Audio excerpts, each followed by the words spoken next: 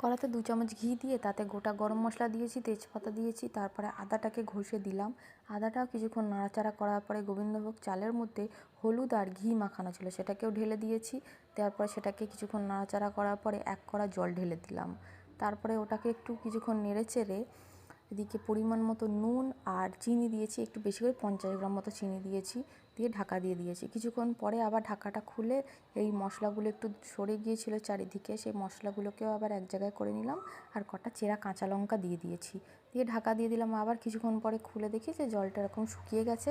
আর তখনই মনে পড়লো যে আমি তো এদিকে কাজু কিশমিশটাই দিইনি, মেন জিনিসটাই দিইনি। সঙ্গে সঙ্গে ওটাকে আলাদা করে ভেজে আর ওর মধ্যে দিয়ে দিয়েছি, দিয়ে একসাথে মিশিয়ে নিয়েছি। তো আলাদা কিছুই টেস্ট হয়নি, একই রকম ঠিকই আছে আর বেশ ঝুড়ো ঝুড়োও হয়েছে। জলের পরিমাণটা ঠিকঠাক দিলেই ঝুড়ো ঝুড়ো হবে। আমার দেখে রান্না করতে যেও না, তাহলে কিন্তু ভুল হবেই তোমার।